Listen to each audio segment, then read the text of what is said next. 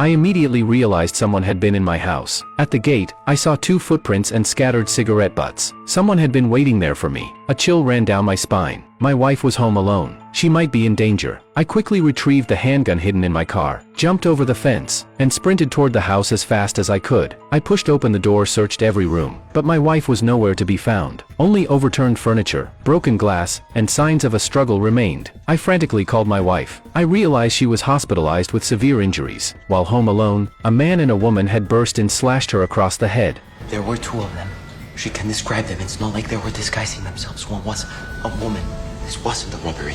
My wife's brother told me. Those 2 were ruthless, seeing she was near death. They left in a green taxi. After learning the full story, I immediately transferred my wife to a private hospital. Upon returning home, I began digging in the yard. As a top-tier assassin, I kept emergency gear stashed at home. My wife knew nothing of it. Gathering the necessary weapons, I dressed in tourist attire, drove out to search for the green taxi. Upon spotting one, I didn't get out. Instead, I silently noted its company affiliation. That night, I tracked down the company, pretended to have urgent business, stepped back, slipped on a pair of stockings, raised my pistol. The manager opened the door and was shot dead. I entered the office. I checked all taxi trip logs, and discovered one had passed near my home 2 days prior. Using the vehicle info, I tracked down the owner. After obtaining the desired intel, to conceal my true purpose, I deliberately ransacked the office and scattered cash, to create a staged burglary before leaving. Early the next morning, I waited at the garage entrance. When that green taxi emerged, I immediately followed. Then I got out ahead of time, pretended to be a passenger boarding the cab. I drew my gun. The driver's mind raced in terror.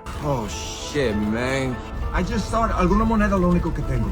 The driver handed over his wallet, but I wasn't interested. I mentioned the couple who chartered a car near my home 2 days prior. The driver said he recalled them, a man and a woman. After landing their private jet, they chartered a car to a secluded estate deep in the jungle. They emerged an hour later, and rushed back to the airport. No clue what they did inside the house. Even though the driver spilled everything, I still couldn't let him live. I didn't know who those 2 were, but my boss definitely did. Because in this line of work, only my boss knew my home address. Next, I boarded a flight to New Orleans using a fake ID. I had 6 warehouses here, packed with military gear. I grabbed a handgun, 2 bullets, and a new passport. I selected a license plate from a pile and mounted it on the car. The boss lived in a high-security apartment complex. Access required facial recognition via CCTV. Disguised as a janitor, I crouched outside the building. A delivery man opened the door and entered. I pulled out a trash bin and jogged after him. Thank you so much, man.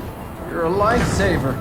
The delivery man got off the elevator on the 4th floor. I followed him out. After he opened the magnetic strip door, I began counting silently. Counting to 7, the door slammed shut, meaning I had 7 seconds to slip inside. After the courier left, I counted silently again. In the final second, I shoved my foot through the door. The boss's secretary was terrified to see me. I ordered her to tie the boss to a chair first, then bind herself to the bathroom door. I left a crack open on purpose, to watch the secretary's movements. The boss was ostensibly a lawyer, but was actually a boss taking assassination contracts. My wife's severe injuries were someone placing an order with him. Because 2 days prior, my assassination attempt on a tycoon failed. The client placed an order warning me. I asked who the client was, but the boss refused to say. Enraged, I drove 3 steel nails into his chest. If they weren't removed within 6 minutes, he'd suffocate to death. Yet the boss insisted that even if the nails killed him, he wouldn't betray the client. But barely 3 minutes passed before he collapsed in agony. Fearing blood would stain the floor, I laid newspaper beneath him. He unexpectedly died of a heart attack. With no other choice, I stuffed him into a trash bin for disposal. Then I opened the bathroom door, preparing to silence the secretary. I know who they were.